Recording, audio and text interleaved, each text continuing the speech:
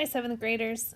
Today we are going to look at how we get the same prime factors if you're using different factors in a factor tree. Last week I think I touched on that a little bit, and this week we're going to talk about it a little bit more. So we only need to know one pair of factors other than 1 and the number itself to begin our factor tree. This is kind of nice because sometimes you can only think of one pair, like if I had the number, let's say 20 in my head, I can think, ooh, 2 times 20, that works. And somebody else might think, well, 4 times 5, that works. Either pair of factors would work to do for the factor tree. So, for example, if I'm using 40, you can look and find different ways that we can find the prime factorization for 40.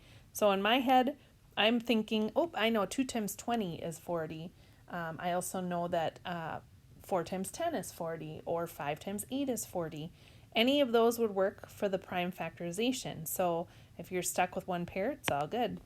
So for this one, we're going to look at, see if this guy works today. We're going to look at the 4 and 10, 4 times 10.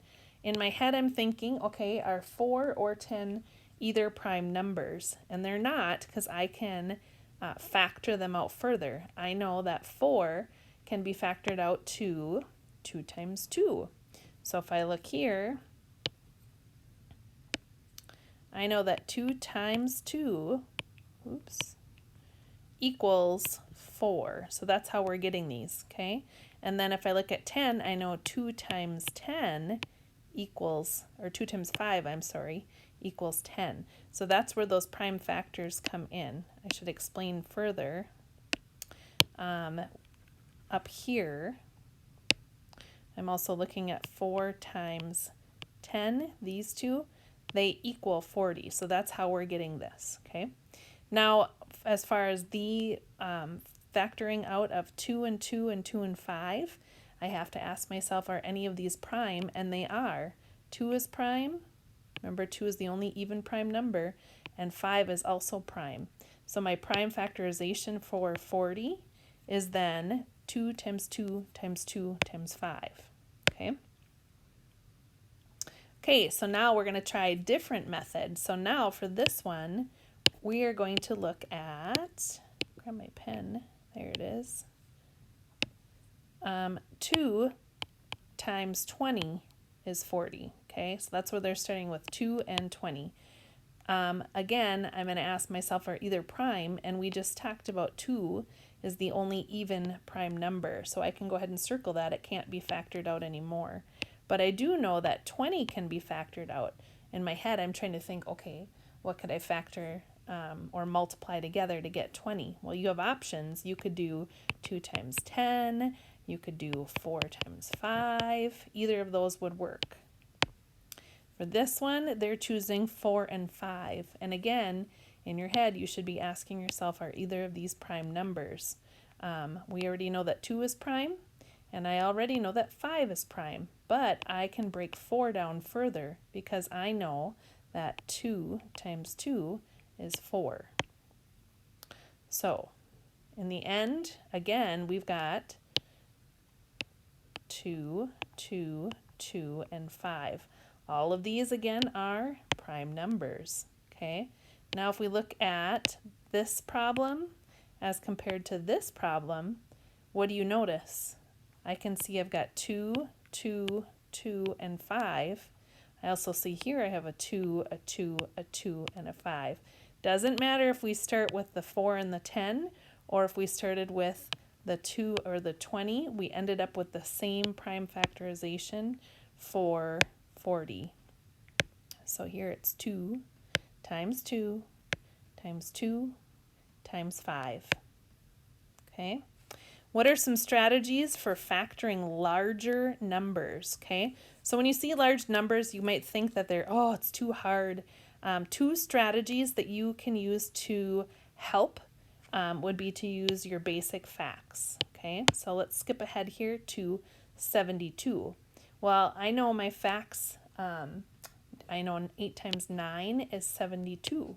So in my head, I can think about that. and then I can factor it out that way.